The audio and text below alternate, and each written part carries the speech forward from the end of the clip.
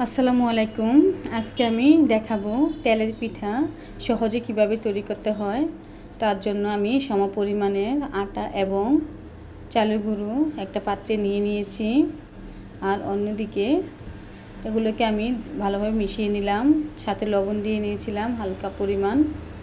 আর অন্যদিকে আমি পানি গরম করে নিয়েছিলাম, তার সাথে চিনি মিশিয়ে দিচ্ছি। আমি যে পরিমাণ চালের গুঁড়ো নিব, চালের আটার হাফ পরিমাণ আমি চিনি দিয়ে নিলাম। আর আপনারা মিষ্টি বেশি খেলে চিনি পরিমাণ বেশি দিবেন। আমি চিনিটাকে পানির সাথে গলিয়ে নিচ্ছি। তারপর আমি দেখব পানিটা যখন হাত দিয়ে সহ্য করা যাবে তখন পানিটা আমি অবশ্যই এরকম ঠান্ডা করে পানিটা মিশাতে হবে।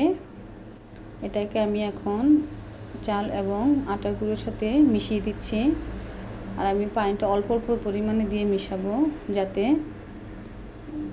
পানি বেশি পড়ে না যায় এবং ঠিক পরিমাণে ডোটা তৈরি হয়। আমি ভালোভাবে হাত দিয়ে এটাকে মিশিয়ে নিয়েছি। দেখুন, মিশানোর পর আমারটা এরকম হয়েছে। আর এটা অনেকটা ফেটিয়ে মিশাতে হবে, অনেক নাড়তে হবে।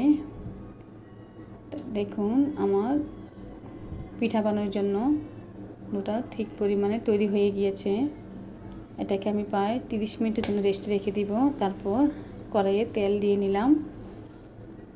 তেল গরম হয়ে আসলে আমি এটা পিঠে দিয়ে দেখিয়ে দিব যে আমার পিঠা তৈরি করার জন্য ডোটা কত সুন্দর হয়েছে। আর এটা পারফেক্ট হয়েছে বলেই পিঠাটা অনেক সুন্দরভাবে ফুলে যাবে এবং একবারই এটা পিঠাটা উল্টিয়ে হওয়ার জন্য অপেক্ষা করতে হবে না। এটা একভাবেই পিঠাটা হয়ে যাবে। দেখুন, আমার পিঠাটা তৈরি হয়ে গিয়েছে। আর আমার দুটো এতটাই পারফেক্ট হয়েছে। এখন যে পিঠাটা আমি দিব পিঠাটার জন্য, এটা নিজে নিজে উল্টিয়ে যাবে। এরকমভাবে আমি প্রত্যেকটা পিঠা তৈরি করে নিয়েছি।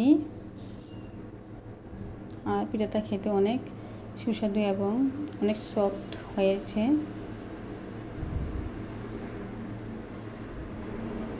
এই যে দেখুন, আমার এই পিঠাটা নিজেই উল্টে গিয়েছে।